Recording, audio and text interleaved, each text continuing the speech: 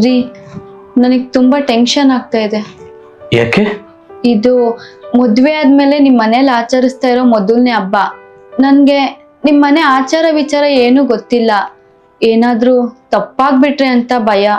ನನ್ ಮನೆ ಅಲ್ಲ, ನಮ್ ಮನೆ. ಅತ್ತೆ ರೀತಿ ನಾನು ಪರ್ಫೆಕ್ಟ್ ಆಗಿ ಮಾಡ್ತೀನೋ ಇಲ್ವೋ? ಪರ್ಫೆಕ್ಟ್ ಅಂದ್ರೆ ಯಾವ ರೀತಿ? ಅಮ್ಮ ಕೂಡ 30 ವರ್ಷದಿಂದ ನಿನ್ ರೀತಿನೇ ಈ ಮನೆಗೆ ಸೊಸೆಯಾಗಿ ಬಂದವರು. ಪಾಯಸಕ್ಕೆ ಸ್ವಲ್ಪ ಸಕ್ಕರೆ ಏನಾದ್ರೂ ಹೆಚ್ಚಾಯ್ತು ಅಂದ್ರೆ?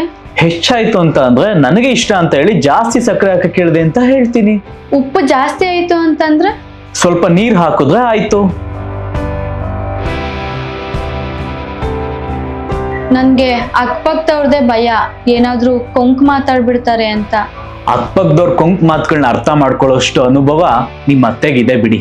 ಹಾಗಿದ್ರೆ ನಾನು ಏನಾದ್ರೂ ತಪ್ಪು ಮಾಡಿದ್ರು ಕೂಡ ನೀವ್ ಸಪೋರ್ಟ್ ಮಾಡ್ತೀರಾ ತಾನೆ? ಖಂಡಿತ. ಒಂದ್ ವೇಳೆ ನೀನ್ ಮಿಸ್ ಆಗಿ ಏನಾದ್ರೂ ತಪ್ಪು ಮಾಡಿದ್ರು ಕೂಡ ಆ ತಪ್ಪು ನಮ್ ಲೈಫ್ ನಲ್ಲಿ ಒಂದು ಬ್ಯೂಟಿಫುಲ್ ಮೆಮೊರಿಯಾಗಿ ಉಳ್ಕೊಳ್ಳುತ್ತೆ.